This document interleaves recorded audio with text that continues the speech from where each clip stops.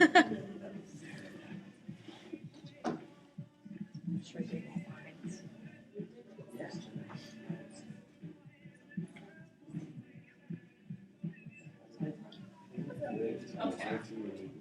So before we get started, Emergenetics, again, I'm really excited about it.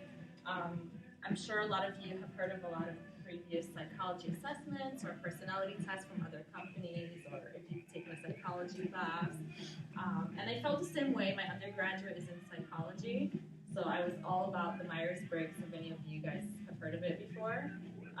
So I was like, that's my test. There is no way I'm gonna like any other personality test after that. This is me. That's it. I'm an extrovert, and that's all. You know how they give you the letters, NIT, whatever. So then I started at Wyndham, and I heard about Emergenetics, and I looked around, and people were saying you're first third, and you're green, and you're blue. So I'm like, what is this? But honestly, when I got my results for Emergenetics, I really can see that it is me.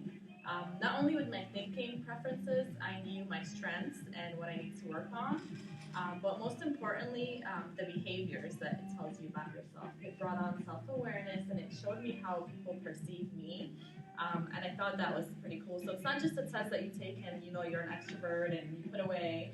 It's something that you actually keep. It brings on self-awareness, and I think it's really helpful for the organization as a whole and for teams. So I'm very excited for you guys to get your results at the end, and hopefully you guys will be excited. So we're going to learn about Emergenetics first, about the science behind Emergenetics. We're going to have you guys guess your profiles as we go through and explain each of the attributes. And then at the end is when you get your results. And then we'll analyze some profiles so you guys can understand a little bit more about what each attribute means. So if you look at the piece of paper in front of you, the circle, the pie chart in the middle has the forward-thinking attributes: analytical, structural, social, and conceptual. So as I go along and explain each of them, if you guys want to write down your percentage of what you think you are in each of them. So everybody's going to be all four. It's just how much preference do you have in each one. Does it have to add up to 100? Yes. So that's your percentage. And then at the bottom is your behavioral attributes. And here you can just mark whether you think you fall on the first third, which is more of the left, the middle, or the right. And you'll learn a little bit more about it as I go through it. And I'm going to log in really quickly.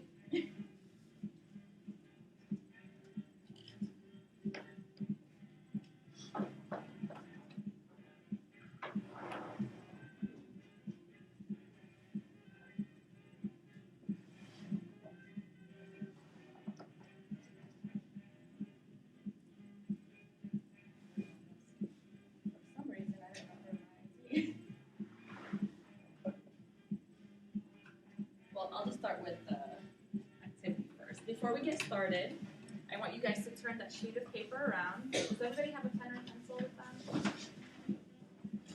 No? You need one? I don't think the markers will work. Here's one. Okay.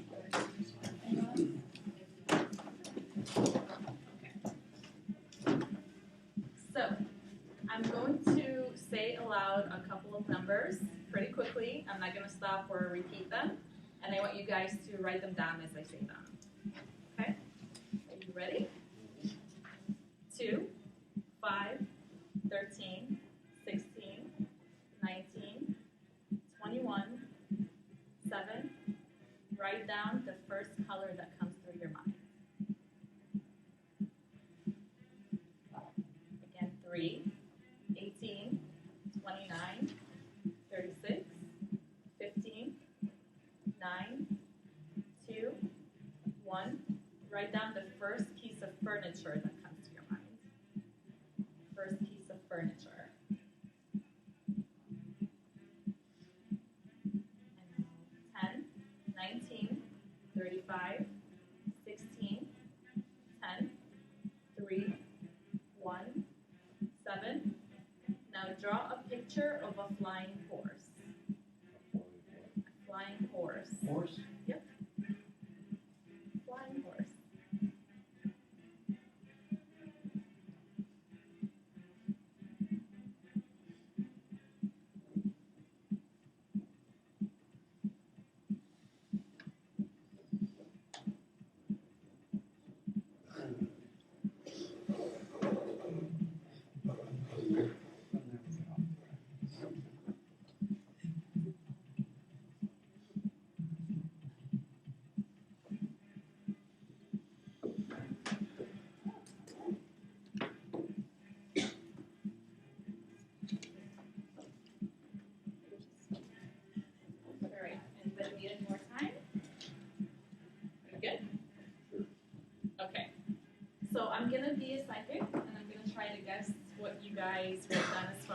colors, your piece of furniture, and what I think you guys drew for the horses.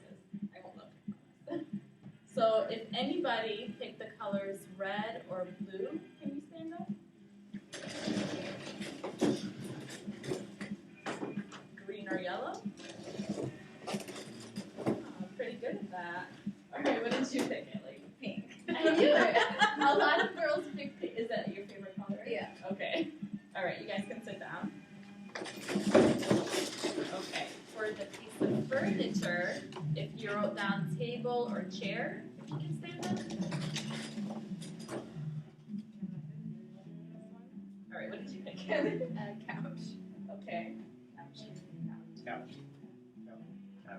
Well, I said sofa. Sofa. Ottoman. Oh, come on. There's always one person that picks something that nobody would guess. Well, have these little small, short ottomans. I just love them. I mean, it's not like the big ottoman. Yeah. These little short, they slide under the table, and they're nicely, Indian patterned or, plaid patterned. They're really nice. Stand them up and go. Okay. I love them. All right, you guys can sit. As far as the flying horse, if you try to draw like a normal horse with wings on it, if you can stand up. Okay. Caleb stood up. So I'm just gonna come around. I won't share unless you want me to. What is that?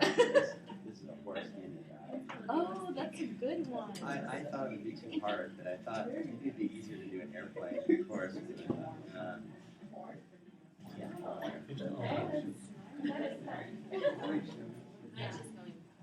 Oh, it's like a super horse. Okay, Superman horse. Okay, you guys can sit down. So, can anybody guess why it is that a lot of us chose very similar colors or thought of those objects right away? The objects are right. Yeah. I was looking right at red when you said red. Okay. So I turned it over after that. Perfect. Yeah, that's exactly why. So our brain has built neural pathways, and we'll discuss that in a little bit, as we get older. And those neural pathways is what keeps everything that we learn in our minds. And as we grow, we develop more neural pathways. But as we get older, we tend not to use all of our neural pathways that often. So we usually go to the easiest or fastest answer, rather than really think about it and get out of our comfort zone and think about a more diverse answer. And we'll discuss neural pathways as soon as I log in. So as you get older, again, you don't use those neural pathways as often, and Emergenetics in today's session is going to try to get you guys to use those old neural pathways that you guys haven't used in a long time. So a lot of the activities you might feel uncomfortable, or it might feel right to you, or you're going to not want to do them, but it's really going to get you to stretch your mind and really use those old neural pathways that you haven't used in a while. So are you guys excited for that? Okay. So our neurons in our brain is what gets us firing and thinking as the day goes on. And our right and left brain obviously are separate. Has anybody heard of the right and left brain before? Okay, so they function differently. And in order to think more effectively, your right and left brain should cross over. So before we get started and going into science and profiles and all of that, I want you guys to get up. We're going to do something called brain gym exercises. And what we're going to do and the techniques that we're going to use is going to allow us to get our left and right brain crossing each other so our neural pathways can fire. You guys ready? Okay, I'm going to make the music a little louder.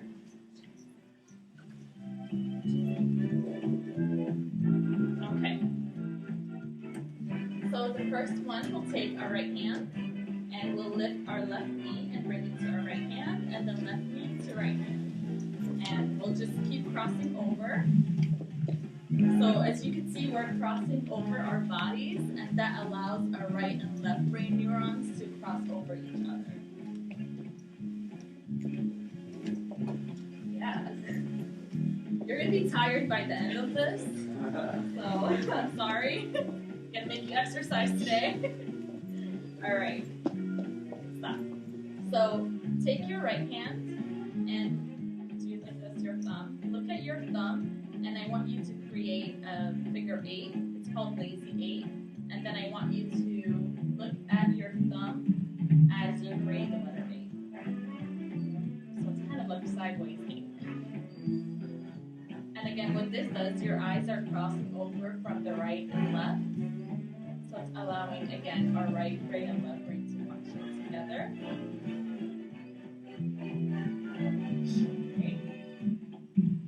Okay. So now we're going to take our fingers and go to our ears. It's called the thinking cap. So what you want to do is to massage your ears from top to bottom. And what this allows you to do is focus. So if you're in a meeting one day and you're sleepy or you're tired, just take your hand and quickly massage your earlobe. And I think that will help you focus. Just don't do it today or I'll know what you're doing. All right. And then we'll go back to the knee to the hand. And we're crossing over. All right. How do you feel doing this? Is it helping you focus? Yeah? Yes, okay. Keep thinking about the work on my feet. Alright. Looks like you guys want to keep going, but you can sit down.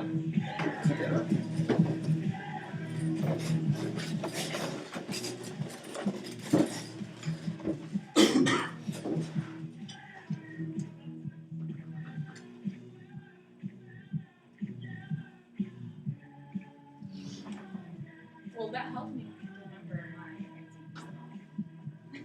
For some reason, I blanked out and I couldn't remember my IT. So, have any of you heard about Emergenetics before? Do you know what it is? No? What people, how people talk about it? Nothing free.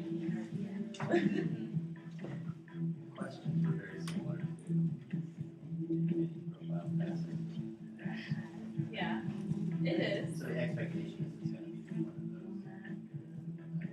those. It's very similar, and we're going to discuss the difference between those other psychology tests and genetics.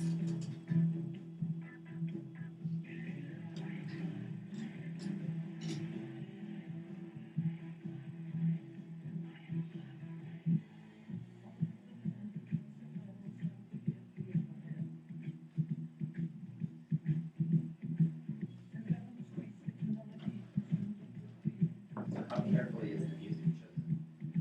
Very carefully. So the range in music, the range in exercises helps with concentration and focus and getting your neurons in your brain to fire. And there's actually music depending on what you're doing with the wavelengths in the music to help you with certain things like focusing or sleeping. So if you're studying and you're listening to music, there's certain music with certain wavelengths that you should play or sleeping or in the morning if you want to wake up. Did you make the selection or was it provided by Emergenetics? It was provided by Emergenetics, and then there's brain gym music that you do during breaks and during activities. So again, it depends on what you're doing that you play certain music, and they have a whole list of music that you should use and when. So it's pretty interesting.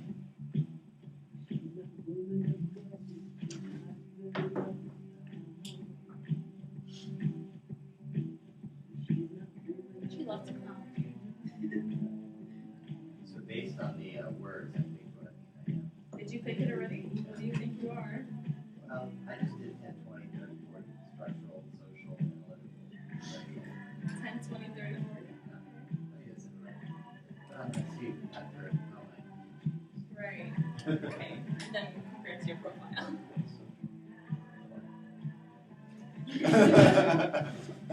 You're thinking 10 or like 40? I'm thinking like 60. All right.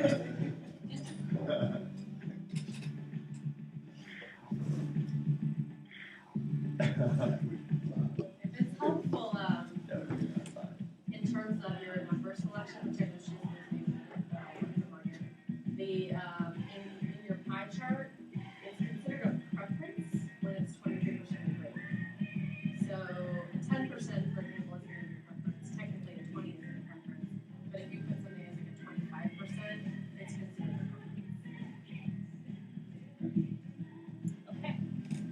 get started. I'm so sorry about that earlier. I did not know I was going to do it, I promise. But can somebody read this call out for me? Volunteers? Either state doers do, but until doers change to progress will be just another word in the already overburdened vocabulary of What does that suggest? Examples. Some crossover as well. So if you have a team of everybody that just does and nobody thinks, so you'll just not be as effective as when you have somebody that thinks and somebody that does as well. So what this quote is really trying to tell us is we need diversity of thought. Diversity of thought is all that counts within a team. In order to be more effective, you need that diversity. This right here is a combined group profile. So when you get your profiles at the end, this is how it's going to look like. So all 10 of you are combined into this profile here. So if you kind of want to change your answers now, but this is the average of everybody in the room. So at the top, you'll see the thinking preferences, and at the bottom, you'll see the behavioral attributes as well. Anyone surprised? No? I think I'm probably going to be really even across all of them. So you think you're Even though I said 10, 20, 30, 40, I just said those, that's the preference, but I think I'm actually going to be very even. okay? So you think you'll use all 4 of them? So what are the, it's hard to read the yellows or the white ones there. What are the percentage breakdown in the green and yellow? So it's 32 analytical. Yeah. I believe that's 24. It's 25% conceptual and 22 social. Wow. It's 20% green. So what this is telling us is that structural is not a preference and social is not a preference. That this group's average is analytical and conceptual. Lawyers in IT, I would think that would. Yeah, that was So this is just an average again. So again, about going to diversity of thought, we don't want people to single everybody out and say, oh, IT should be yellow blue and HR should be red yellow. So this is again just an average. Every profile is different, and we need that diversity of thought in teams so that we can be more effective. And we'll go over this a little bit more in detail. And when you get your profile, you'll know exactly what you're looking at. Now this is a dot graph of the same exact profile, and everybody in the room is represented by a dot on this graph. These are 7 attributes, and if you look down the middle, the colorful squares, those are the averages of everyone. So each of you are a dot on this graph. Wow. It is. That's all over the place. Yes. What does that tell us? Very diverse group. Yes, exactly. So there is not a set of clusters in one particular area. We're spread out all over. And that's exactly what you want a graph to look like. So this is the activity that we did earlier. I was the sidekick, and I think I did pretty good. Don't you guys think? I did. So I'm going to show you now a picture of the flying horse that you guys drew. This is usually the answers that everybody picks when you're asked these questions. So red was the first one, chair, and then this is the flying. It's a pretty well-drawn horse. But there was, Emergenetics actually asked someone to draw all different kinds of flying horses. So they sat them down, and this person came out with multiple drawings of flying horses, and this is what they came up with.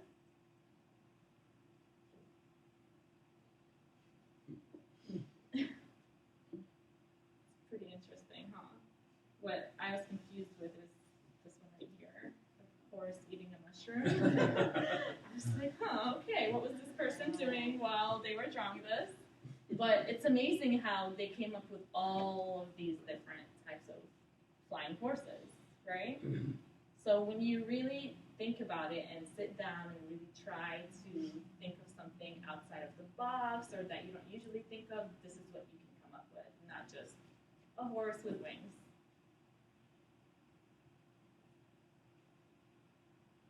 So again, you're going to feel uncomfortable today during the session. It's going to be weird at times, awkward frustrating, wrong, strange. You might say all of these words as we go and do all these activities. Challenging, and we call that feeling scratchy. So again, you're gonna, sometimes people have certain preferences, and if I ask you to do something that's not in your preferred way of thinking or behaving, you might not want to do it. And again, we call that feeling scratchy, but we're gonna make you guys do that today because what you can do afterwards is those amazing pictures of the flying horses. So again, we're just gonna get you guys out of your comfort zone and stretching your brains. So I spoke earlier about neurons, right? The neural pathways. So at birth, how do babies act? Do they really do much? No. How about 6-year-olds? What do they do? Right? What are some of the things that comes out of their mouths? No. No. And the questions they ask, very out there sometimes, right? They'll ask anything. So there is this class one time where the teacher asked a bunch of the students, I think they were 6-year-olds, oh, how many of you in here are singers? And everybody raised their hands. How many of you in here are artists? Everybody raised their hands. How many are astronauts? Everybody raised their hands. So what 6-year-olds think and what they think they can do is huge. So by the age of 6, you're building all of these neural pathways. So you're building all of that. And as you get older and you're an adult, there is really that pruning, and you're not using all of these neural pathways that you built when you were 6 years old. Again, it's because we're going to those easy answers like red because we just saw it, or pink's my favorite color, and chair or ottoman because I just like ottomans. So again, we're going to try to get you to go out of your comfort zone and use these old pathways that you built when you were younger. So think about it this way. If you are going to work the first day, it's your first day on the job, and you don't really know the way to work. It usually takes you a little bit longer to get there, right? But once you're used to the way to work and on the way home, don't you get home sometimes and you're like, how did I get here? Like, did I really get here this fast? Did you remember what roads you took and how you got there? I feel that sometimes. So again, you're just used to the same motion, the same things that you're doing constantly, and you're not really getting out of your comfort zone, going a new way and doing different things. So feeling scratchy is how you're going to feel today. Brain calisthenics, that's the brain gym that we did earlier. Did anybody enjoy that? A lot? You're not going to get a six-pack out of it or anything, but it helps your brain. So these are today's objectives. We're going to learn about the 7 attributes and how to gain more brain power, so stretching our brains. We're going to understand the behavioral attributes. You're going to learn what your strengths are and what you need to improve on. And you're really going to learn how to value those strengths and what you need to work on as well. Most importantly, we're going to have a lot of fun with the activities that we're going to be doing, like the brain gym. You guys said you enjoyed it, so you'll get more. And then we're going to learn about we teams. Has anybody heard of that term before? So we teams is basically a term used with Emergenetics in Wyndham, and it basically means that we want to combine diverse profiles so that we can get the most effective team possible. So we want a team that's different. We want profiles that's different. We don't need a team that thinks the same way and that behaves the same way, because what's going to be the end result? Right. So we need that diversity of thought within our groups, and that's what we teams are, and we'll learn about that later. So I know some of us in here are structural, and you want to see exactly what you're doing today. So this is an agenda of exactly what we're doing today. We're going to go over the origins of Emergenetics. So this is where we'll learn more about the science behind Emergenetics and the creators of Emergenetics.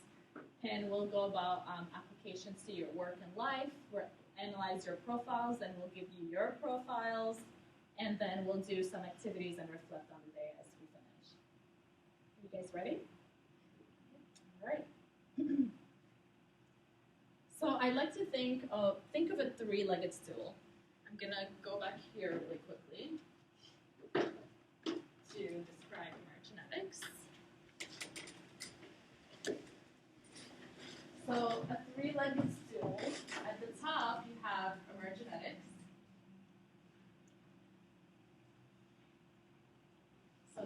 assessment that you took, the profiles that you're going to get, that's at the top. One of the legs is Gail Browning. Gail Browning is one of the founders of Emergenetics. And she came from a school and education background, so she has that education sector behind her. The other co-founder is Wendell Williams. And Wendell Williams comes from an industrial and social psychology background. So now we have education and we have the business sector, right? And then the third one is neuroscience. So Gail Browning, Wendell Williams came together, compiled all the research and done research on neuroscience, and they came up with Emergenetics. So today what we'll go over is the neuroscience, the research that was conducted from the 1940s until today that allowed us to come up with the Emergenetics model that's known today.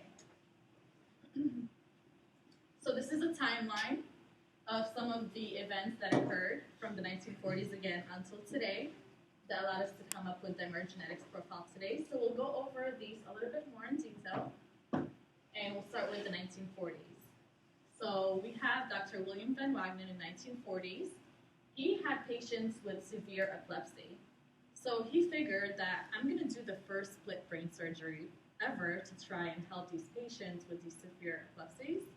So he decided that he was going to split the brain down the middle, so that white fiber, the corpus callosum, it's called corpus callosum in the middle that separates our right and left brain.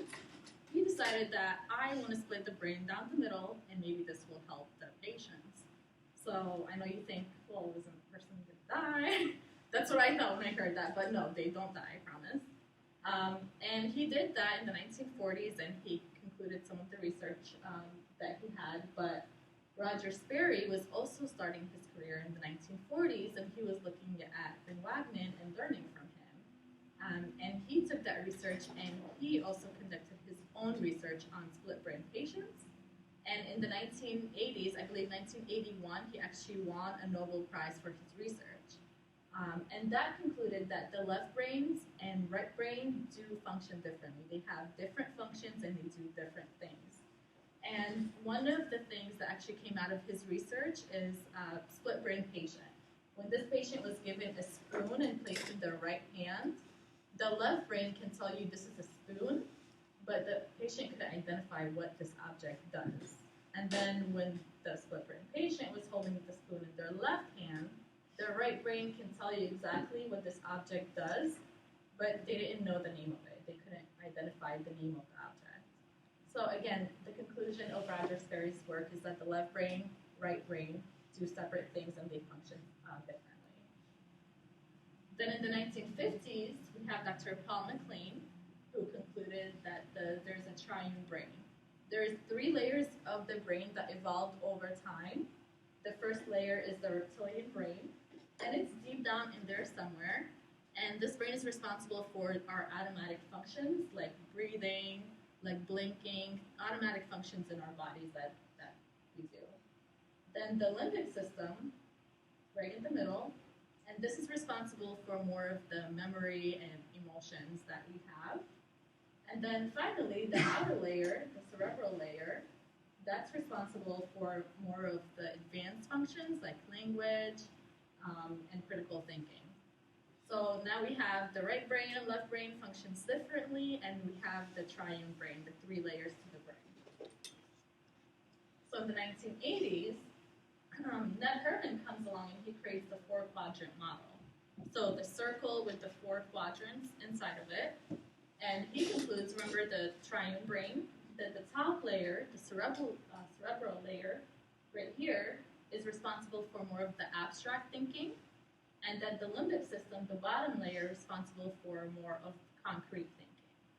And Wendell Williams and Browning, the founders of Emergenetics, were completely fine with the 4-quadrant model for a while, but then they decided later on that most of the assessments that we have out there, like Myers-Briggs, they combine both of your thinking and behavioral attributes, and they don't really distinguish the difference. But Wendell Williams and Gail Browning wanted to distinguish that, so they created the 7-attribute model in the 1980s, which is known as Emergenetics today, and this is the model that we use today. So at the top, you have the thinking attributes and behaviors are separate.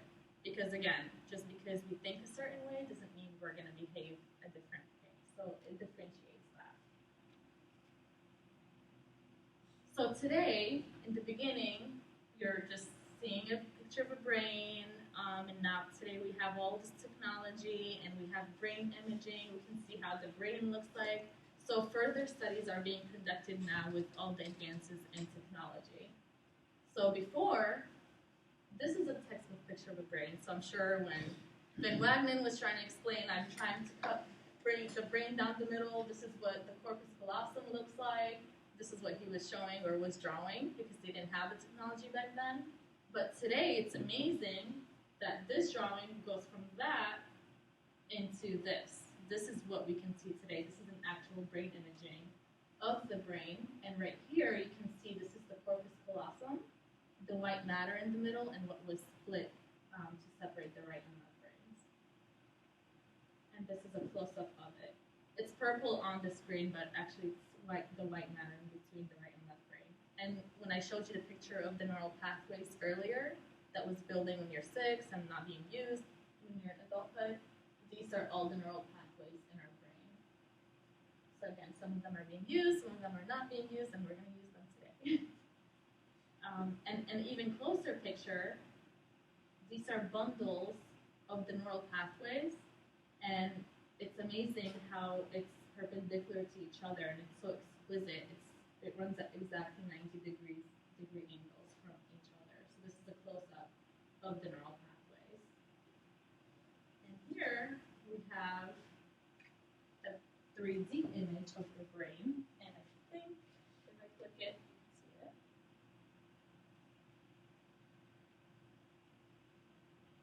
So this is an actual brain imaging of the brain, what we can see nowadays. And that's the right, left brain, and down the middle is the corpus callosum. Isn't it amazing how far we got from the first picture until now? All right. Any questions about neurons and the history of emergenetics? It's pretty interesting, right? Well, this is the 7-attribute model, again, that based on all of that neuroscience research, this is what came at the end of it, the 7-attribute model. So we have analytical, which is clear thinker, very logical, problem solver, very rational. Then we have structural, more practical thinker and predictable, social, very intuitive and emotional, and conceptual, visionary, and all about ideas. So these are the thinking attributes. And as you can see, it's kind of represented as if it's a brain. So this over here would be the left brain, and this would be the right brain. So we have the circle, and those are the thinking attributes.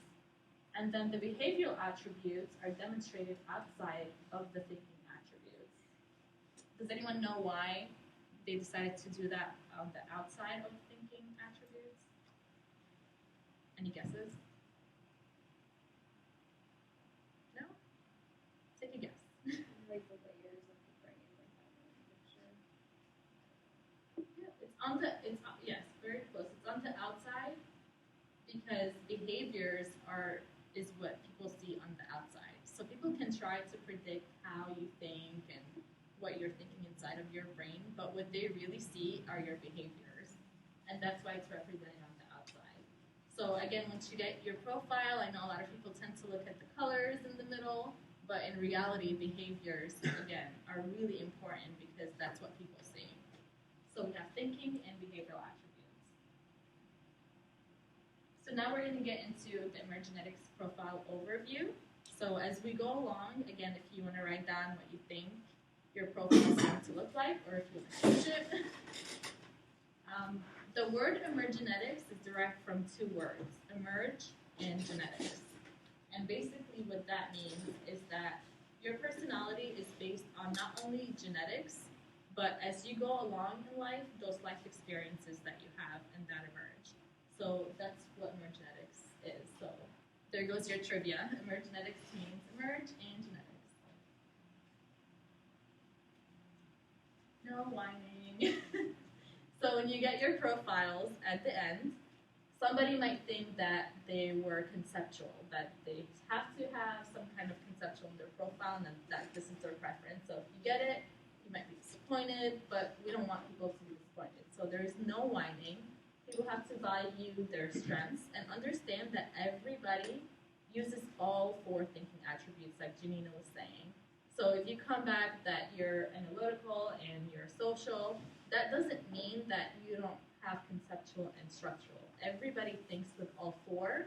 It's just that you prefer to use analytical and social more than being structural and conceptual. So no whining. Every profile is special, and you value each profile. And again, it's all about the diversity of thought. How much are we affected by our environment? I would say a lot of people are affected by that. When you marry somebody, I know I've changed a lot. Based on, That happens. based on, my wife is very strong in certain areas. Right. And that does affect people. So does genetics. So does your birth order. So it just all depends on the environment and everything around you. So emergenetics only takes into consideration your thinking and your behaviors. And again, those can be affected, and we'll go about some reasons why later. So Gail Browning, I know, is very strong, the co-founder of Emergenetics on smoking, and she's so against it, and she really believes that if certain people do certain things, that their profiles would change. Or if you go through a traumatic event in your life and you've taken this profile before and you take it again, it might alter the profile a little bit. But again, it's going to be very similar to the first profile. And I'm going to actually show you a profile later on of somebody that was like, I went through something crazy in my life, my profile's going to change, and it might have changed by 1 or 2 percentages, but not much. So your profile will usually stay the same. It's just how much that you prefer to use certain aspects. But yes, it is affected by the environment, your life experiences, your birth order, and so many different things that would affect your personality. So again, this is the overview of the Emergenetics model. And we'll first go into behavior. So we'll start at the bottom of your sheet. We'll go into the first behavioral attribute, which is expressiveness. So in Emergenetics, we like to use the horizontal scale because we don't want everybody to judge people. So it's not a high or low scale. It's not a good or bad scale. It's horizontal. And it's broken down into thirds. So if you rank anywhere from 0 to 33rd percentile, your first third. If you rank anywhere from 34 to 66th percentile, your second third. And anywhere from 67 to 100, your third third. If you want, you can try to guess your percentile from 5 to 95. We don't use anywhere from 0 to 5 and 95 to 100, so we start from 5 to 95. But if you want, you can just guess if you're first third, second third, or third third. So the first attribute is expressiveness, and that's the outward display of emotions towards others and the world at large. And what that means is basically how expressive a person is. So how much emotions you show. So if you have a person that comes in the morning, your coworker, and they're sitting at their computer with headphones on, not really doing much, not talking, that's probably a first third person.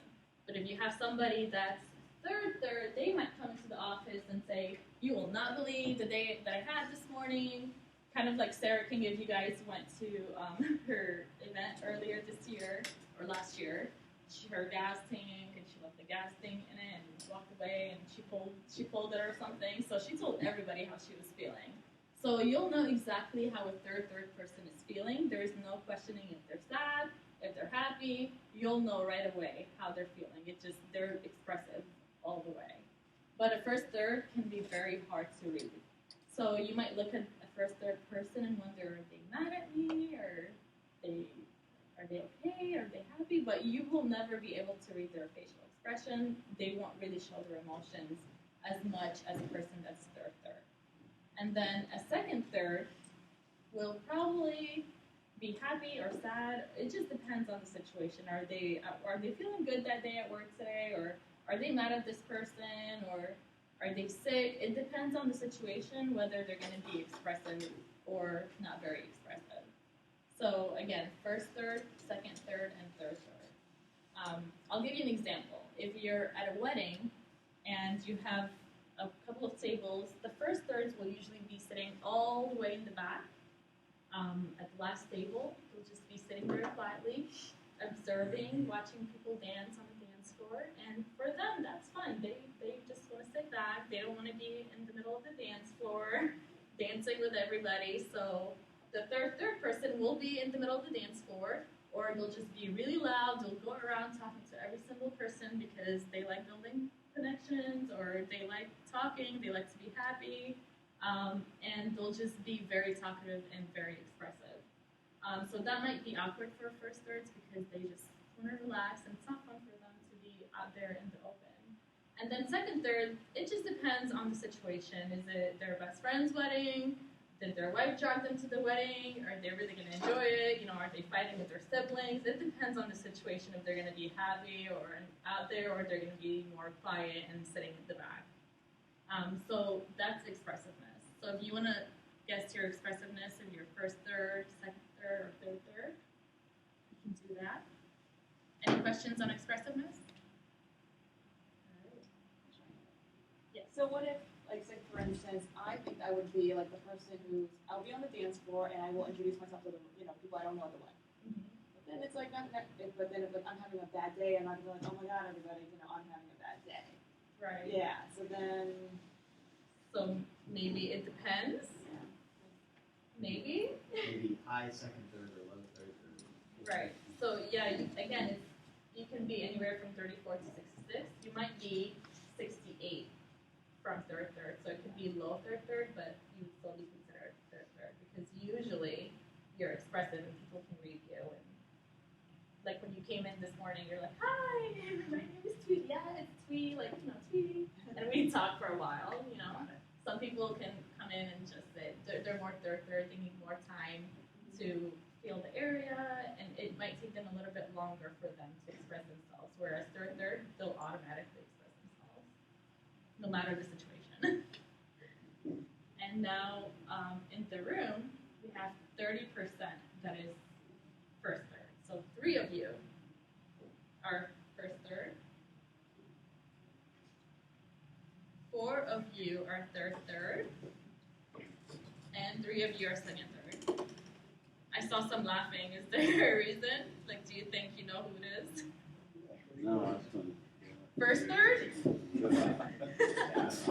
probably there. We're first third? I'm in between first third and second third. I like to be first. Okay. Who do you think third third is in the room? Okay. And second third, who's the it depends person? I thought it was probably second third, but I Yeah? I think Okay. All right. Well, we'll see at the end. So when we talk about introvert and extrovert are not emergenetics terms, but if you can see here, you can see the difference between the brains of an introvert and extrovert. So it kind of relates to being first third or second third, and you can actually see that their brains, that the wavelengths are different. So this is right here is introvert, and this is an extrovert. So you can see the difference between the two and the activity going on in the brain at different what times. is the color? The color? The main difference is the color. Yeah, One's one's yellow. blue, one's yellow. I think it just depends on how low and how high it is. Is that right, Janina? I don't think the color matters. I mean, the color I think is just a visual. It's more when you actually. It's hard to see the blue because this projector is not good. The regions of the brain that are active are different when you really look at it. From the top of the brain. And this one's more at the back of the brain. So they're active at different locations in the brain. And that's the difference. Sorry, I think what's interesting about it is the fact that there's clearly a biological component to introvert and extrovert. Most of us would just assume it's how you're raised, right? Like how your parents taught you what was to do or whatever. But I think what it tells you is that there's clearly a biological component. It's not 100%, but there's clearly a component of that impacts your preference for how open you are to sharing and talking in groups and things like that. What I think is interesting about it is going back to what Paul was talking about with the neural pathways when you're a kid and everything. Like, if you think about, for those of you that have kids, I don't have kids, but I have nephews. The fifth nephew on the way. I really wanted to miss it, but anyway, that's the side note.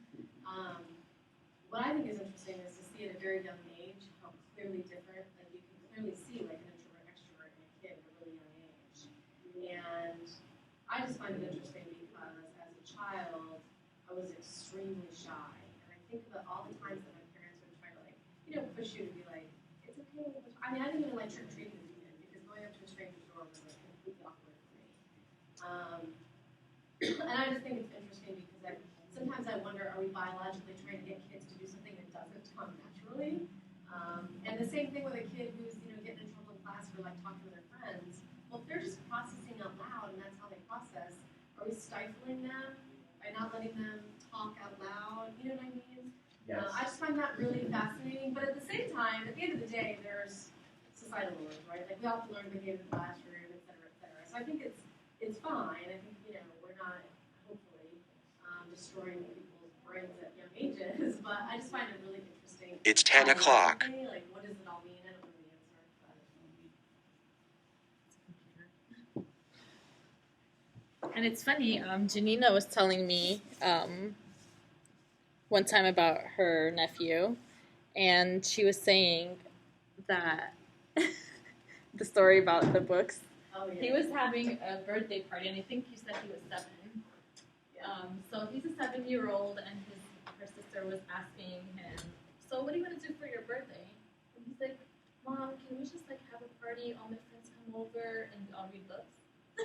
So that's all he wanted to do. And she's like, well, buddy, not everybody just wants to go to a birthday party to read books. So you can tell that he's quieter. He just enjoys being to himself, reading books. So there's a difference between introvert and extrovert. I love that story about him.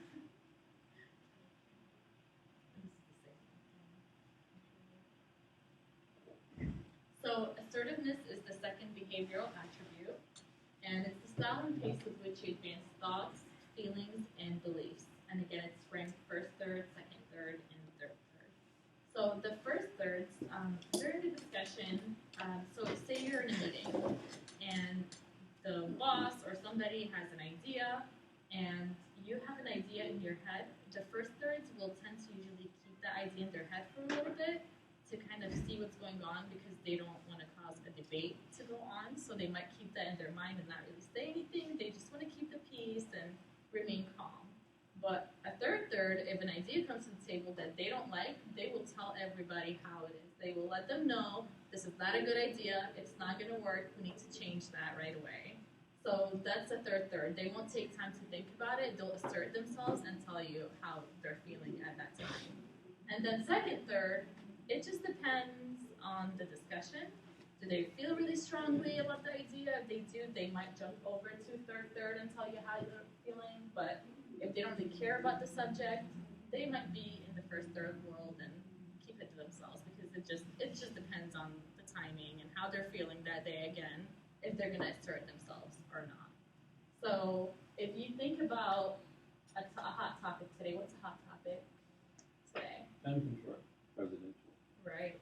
Yep. Yes. What else? Computer reboots. Okay, computer reboots. It's a very hot topic. School, the whole school system, how they, the whole mechanism there, how they're changing things. Right. Sports. I think food is a hot topic too. So if you bring all these topics up, a first third might jump out if they feel really strongly, if Lakers is their favorite team. I'm just saying that because I watched the game yesterday, I don't know why. But they might jump out and really go for that team, really root for them and tell you how they're feeling. Even though they're horrible this year, they will go for them all the way. So they might jump up during certain topics that they feel really strong about, and you might see them go into the second, third, and third. So assertiveness is not about staying in that element all the time, and that you're not assertive, and that person is really assertive. It's really about the discussion topic and how you assert yourself. So everybody asserts themselves. It's just the amount of energy that it takes somebody to assert themselves. So a first, third, it might take a lot out of them to finally speak up and say something. But again, if they feel really strongly about it, they'll get there. Whereas a third, it doesn't take much energy out of them. They'll just say it and they don't really care. It'll happen. So that's assertiveness. Anybody have any questions about that? Did you guys guess where you land? Can someone be a first, third in expressiveness and a third, in assertiveness? Yep. I'm married. Well, yeah, so you can be on any scale on either of them. And we'll go over an activity later, so you'll kind of play out all the different aspects of it. I think in another profile that might be called passive aggressive. That's another class. So in this room, only 1% of you, one of you, is first, third. 4 of you are third, and 5 of you are second, third. So it depends on the situation if you're going to assert yourselves or not. It's called the It Depends group, so you're called It Depends. And then we have flexibility. This is the third behavioral attribute. And flexibility is the willingness to accommodate the thoughts and actions of others. So it's about change. Again, we have first, third, second, third. So a first, third individual, if you bring them a project or you guys are in a meeting and you conclude the meeting and you walk away with it, the first, third individual is set on that project and they're going to go with the dates that you guys discussed during the meeting. And they're very comfortable with it. But if you come next week and you say, hey, actually, we're changing the whole project and we're going to do something completely different. A first, third individual is going to be very firm. They don't want to change their minds last minute. They prefer for you to come 3 months ahead of time, let them know that the change is coming instead of in the moment. It's very hard for them to just go with the change and do it right away. So it's not that they resist change or they don't want to change, is that it takes a lot of them. It takes a lot of energy out of them to put into changing, and they prefer to do it and take time to implement a change. Whereas a first, third person, if you come to them and say, hey, we're actually not going for pizza today, we're going for ice cream, they'll be like, okay, cool, let's do it. So for them, they're very flexible, and they'll most likely go with the change very easily. Whereas a second, third individual they're adaptable, so it takes a little bit of them to change, but not as much as a first, third. They need more time.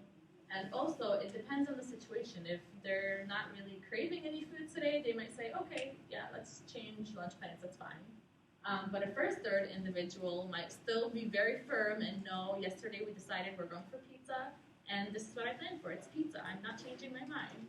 So this is how a first, third, second, third, and third.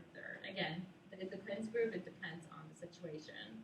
If they're going to be adaptable to change, or it's going to take them more time to change. Any questions on flexibility? If you want to go ahead and guess what you are. Oh, you already guessed. All right. So 4 of you in the room are first, third. 1 of you is third. We'll see when you get your profile. And 5 of you are second, third. So it depends. I think you're third expressive, that's for sure. You thought you were second, third, but I think you're third. But I like it. So 5 is second, third. So we're gonna get you guys up and moving, and more active. Not brain gym, I promise. We're gonna do an activity called Where Shall We Go to Lunch? So I'm gonna hand you guys teams, so you'll be paired up together, and I'm gonna hand each of you a profile. So the pairs will work together, and you guys will be the same person of the profile that I give you. So if Kaylee and Rebecca are paired together, I'll give them a profile, and whatever they get, that's who they're going to be. They're going to have to act out what they are. And this is what we're going to do. The scenario is that 7 people are deciding where to go to lunch. The other 6 want to go to an Italian restaurant, but you want to go to a Thai restaurant. So the assignment for you guys, as a pair, you'll act as the same person, and you're going to tell me how this person is going to act during that scenario. So we're going to role play. I'm going to come over to you once I give you guys some time to discuss how you're going to role play. I'll ask you, hey, come on, we're going to Italian. And I want you to role play with me and let me know what this individual will do. Make sense? All right. So here are the groups. You guys can move around once I give them to you. John and Michael Lagarder. Twee and Stephen. Warren and Paul. Rebecca and Michael and Philip.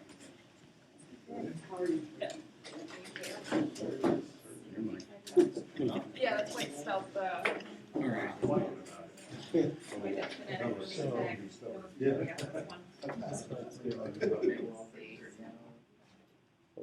how do you read this? Is this where we are? Actually, that's the score. That's the score. Starts at 5.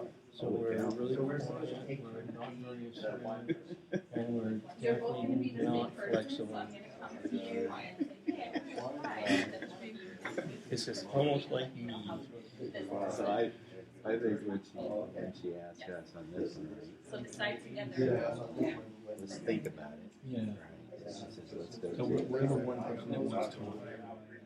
Okay. Right. So you want to scream more Italian. I think we just think about it. Right, right. Right? And then we what we say is basically Oh, I love that one actually. That's true. That's probably true. Right. We're going to do something even Right. totally different. Yeah, That's I probably can't true. go with that. That's right, because that's I'm peacekeeping. comfortable with the guest. Right, because I'm peacekeeping, so I don't want to fuss with either one or assert myself.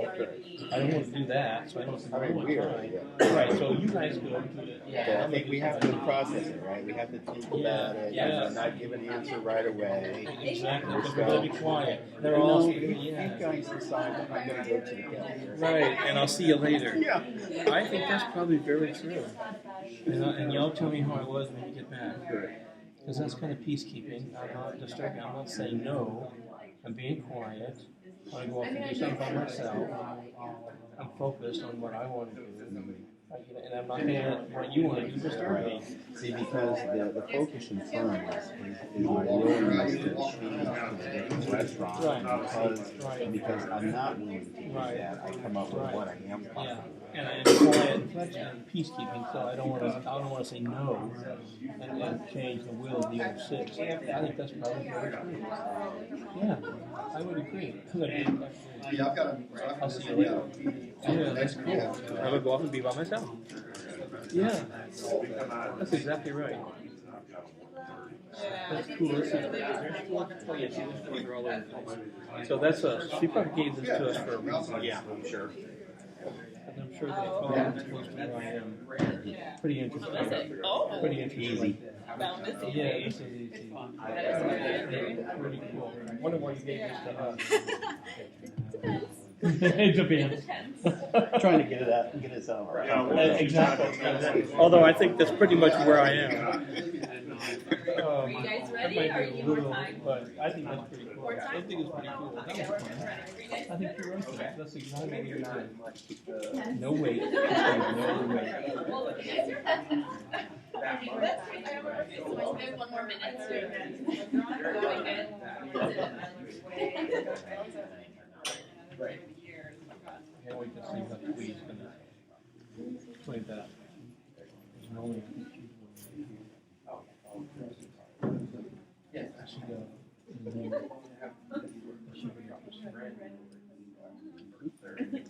At what we say and where we go.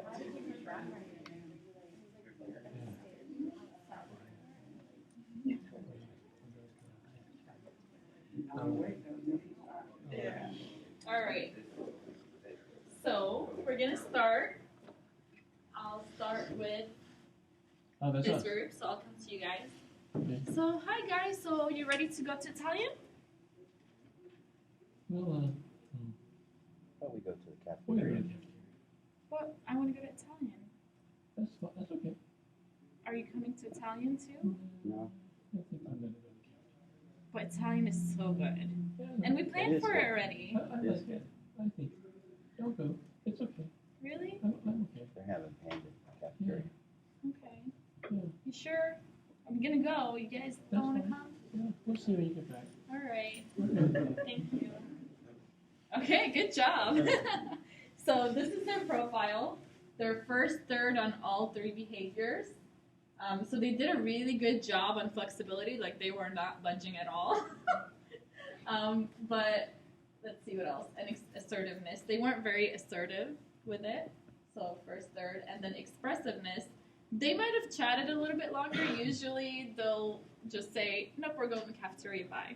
You know, because they don't express themselves as much as somebody that is third. But they did a really good job with being assertive, well, not really assertive, but not having that flexibility and wanting to go to the cafeteria instead of Italian. So good job. And who has their profile? All right. Wow. Hi guys, you ready to go to Italian? Yeah. Awesome. Thank you. Let's go. That was an easy one. They give me much room to budge, but they're first, third expressive, so they usually won't express themselves as much. So Michael's group, that's the same expressiveness level, first, third. So they're like, yeah, okay. They're not going to say, oh yeah, Italian's my favorite, I'm so excited. That would be kind of my third. Assertiveness, they're first, third, so they'll just not really assert themselves as often. And flexibility, they're third, so they'll go with the flow. So, yeah, let's go, sure. Very good job.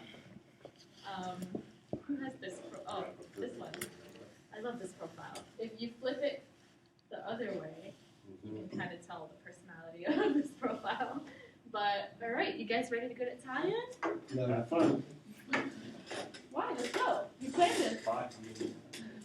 Why? Come on. Italian is so good. No? Are you sure? Fine. But we played it, you guys. Remember? No?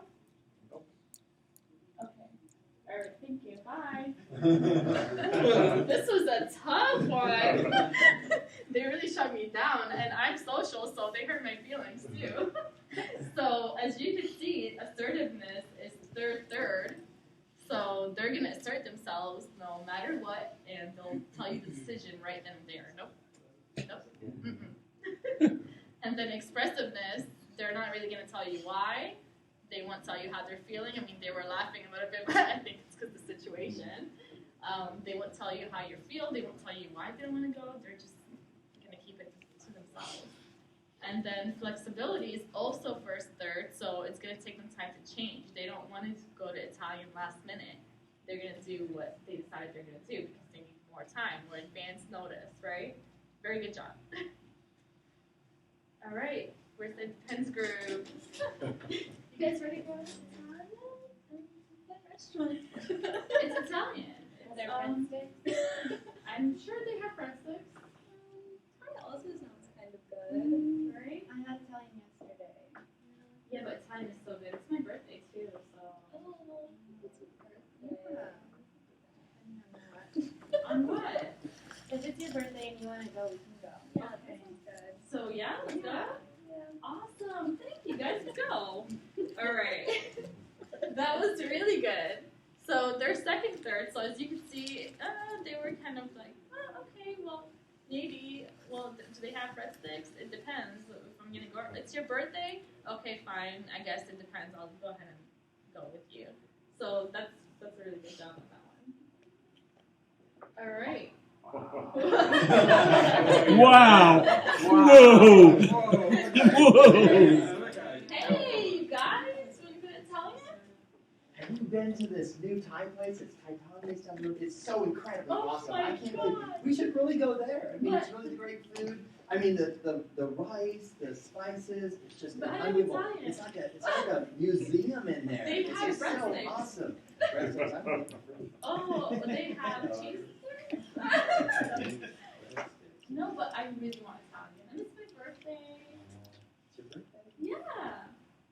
birthday. Let's do Italian. Awesome! Thank you. Let's go. Very good. So, what did you guys notice about them? Their thirds. Very flamboyant, energetic, high level of energy. Expressiveness, right? He did really good with. That's why I find it hard to believe in you. We'll see. So they were very expressive. They let you know how they're feeling. They were very excited about Ty. And then they did kind of assert themselves a little bit in the beginning, telling me, well, I kind of like the Ty. So they asserted themselves